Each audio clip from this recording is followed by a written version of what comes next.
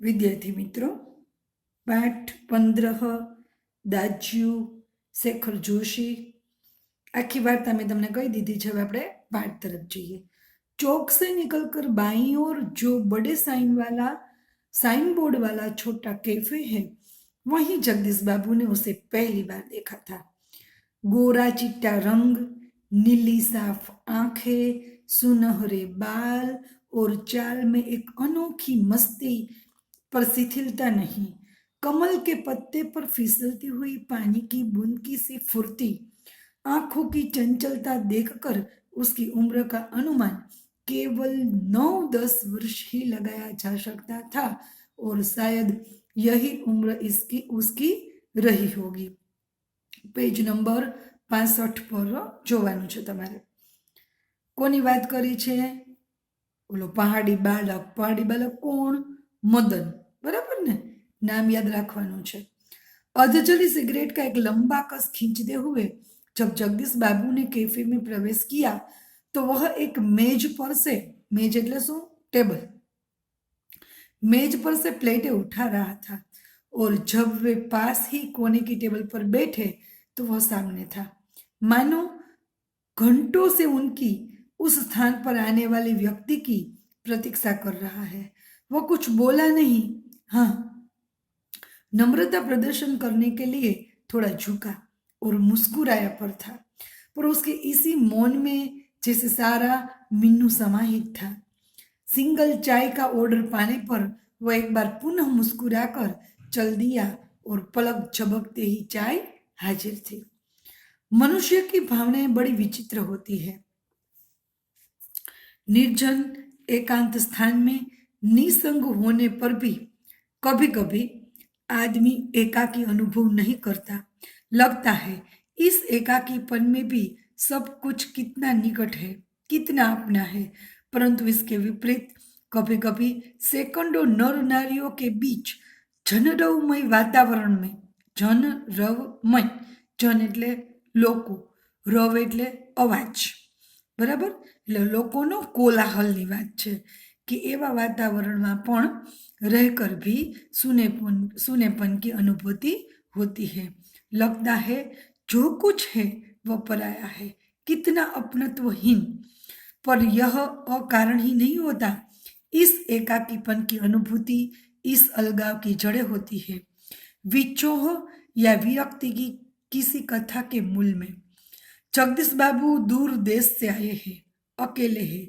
चौक की चहल पहल, कैफे के शोरगुल में उन्हें लगता है सब कुछ अपनत्वहीन है।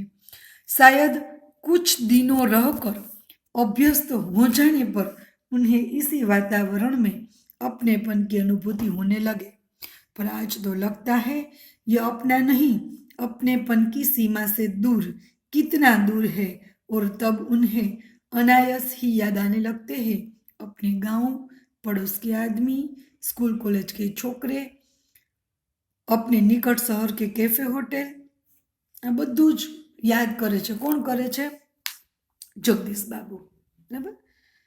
जगदीश बाबू को ये सब कुछ याद आता है। इतने में मदन जो पहाड़ी लड़का है वह हाजिर हो जाते और बोलता है, चाय साहब। जगदीश बाबू ने राखदानी में सिगरेट झाड़ी।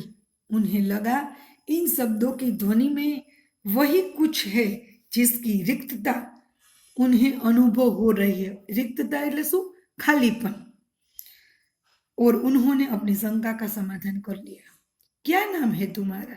એને એમ થાય છે મદનને જોઈને કે આ છોકરો કંઈક જાણીતો, પોતાના એકદમ ચિત પરિચિત જેવું લાગે છે, એટલે છેવટ બાકી એને પૂછી જ લે છે। क्या नाम है तुम्हारा? मदन।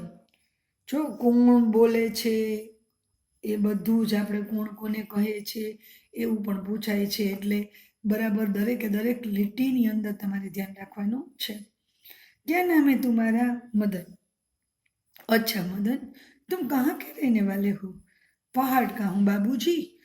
पहाड़ तो सेकंडो है, आबू, दार्जिलिंग, मसूरी, शिमला, अल्मोड़ा। तुम्हारा गांव किस पहाड़ में है? इस बार शायद उसे पहाड़ और जिले का भेद मालूम हो गया। मुस्कुराकर बोला, अल्मोड़ा साहब, अल्मोड़ा। अल्मोड़ा में कौन सा गांव है?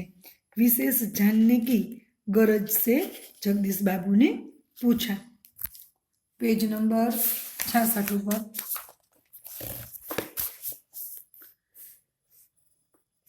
इस प्रश्न ने उसे संकोच में डाल दिया। शायद अपने गांव की निराली संज्ञा के कारण उसे संकोच हुआ था।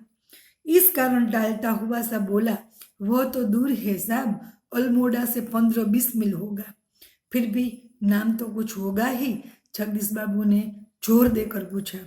डोटिया लगो, वह सकुचाता हुआ सा बोला। જેને ગામનું નામ કેવું છે? डोटिया लगो। याद रखजो, डोटिया लगो। जगदीश बाबू के चेहरे पर पूती हुई एकाकीपन की स्याही दूर हो गई और जब उन्होंने मुस्कुराकर मदन को बताया कि वे भी उसके निकटवर्ती गांव के रहने वाले हैं, तो लगा जैसे प्रसन्नता के कारण अभी मदन के हाथ से ट्रे गिर पड़ेगी। उसके मुंह से शब्द निकलना चाह कर भी न निकल सके। खोया खोया सा वह अपने अतीत को फिर लौट लौट कर देखने का प्रयत्न कर रहा हो। अतीत, गांव, ऊंची पहाड़िया, नदी, ईजा, ईजा એટલે માં, બાબા, દીદી, ભૂલી, छोटी बहन ने भूली कहे છે, દાજ્યુ, જો આપણા પાઠનું નામ આવ્યું દાજ્યુ, दाजू એટલે શું? मोटो भाई, बड़ा भाई। मदन को जगदीश बाबू के रूप में किसकी छाया निकट जान पड़ी? ईजा नहीं, बाबा नहीं, दीदी, भूली नहीं, दाजू, हाँ दाजू। એટલે મદન છે એ આ લેખક છે જગદીશ બાબુ છે એ જગદીશ બાબુમાં કોની છબી જુએ છે? એને એમ જ લાગે છે કે જાણે કે એનો મોટો ભાઈ હોય, એટલે પોતે એની સાથે એને એટલી બધી આત્મીયતા એકબીજાને થઈ જાય છે। તો અહીં સુધીનો આપણે પાઠ રાખીએ, આગળ આપણે પછી કરીશું, બરાબર? આગળનો પાઠ તમે વાંચી લેજો લેસનમાં।